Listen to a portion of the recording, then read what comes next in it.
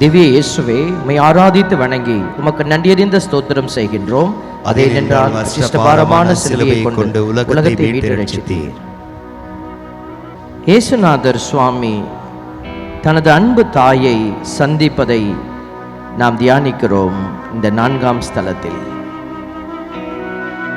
இந்த தாய் மகனை ஏன் சந்திக்க வேண்டும்? இயேசுவினுடைய சிலுவை பயணத்தில் சீடர்கள் பயணிக்க அழைக்கப்படுகிறார்கள் என்பதை அடையாளப்படுத்துகிறார் இந்த தாய். யோவான் நற்செய்தி 15:8 ஆண்டவர் சொல்லுகிறார், நீ மிகுந்த கனி தந்து என் சீடனாயிருப்பதை தந்தைக்கு மாட்சி அளிக்கிறது. இந்த தாய் இந்த இயேசுவை பெற்றெடுக்க வேண்டும் என்ற அழைப்பை ஏற்றுக்கொண்டது தந்தையிடமிருந்து. இவர் தாயாக இருக்க வேண்டும் என்கிற அழைப்பு விண்ணிலிருந்து பிதாவிடமிருந்து இறங்கி வந்த அழைப்பு.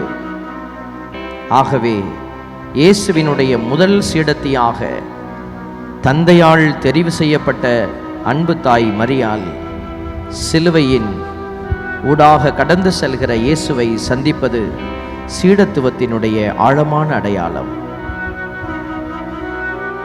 திவ்ய இயேசுவே, உம்முடைய புனித அன்னை உமக்கு எதிர்கொண்டு வந்து உம்முடைய சொல்லிலடங்கா வேதனையை அவரும் பகிர்ந்து கொண்டு சீடத்துவத்தை உறுதி செய்ததை நினைவு கூறும் நாங்களும் உம்மோடு துன்பத்தில் பங்கு கொண்டு எங்கள் சீடத்துவத்தை உறுதி செய்ய எங்களுக்கு அருள் தாரும் சுவாமி.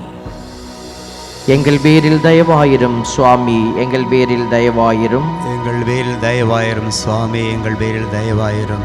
மரித்த விசுவாசிகளுடைய ஆத்மாக்கள் சர்வேஸ்வருடைய இரக்கத்தினால் நித்திய சமாதானத்தில் இளைப்பாற கடவுது. ஆமென். தேவமைந்தன் போகின்றார், தேவதூதன் போகின்றார், தேவபூமி அழைத்ததென்று மேரி மைந்தன் போகின்றார்.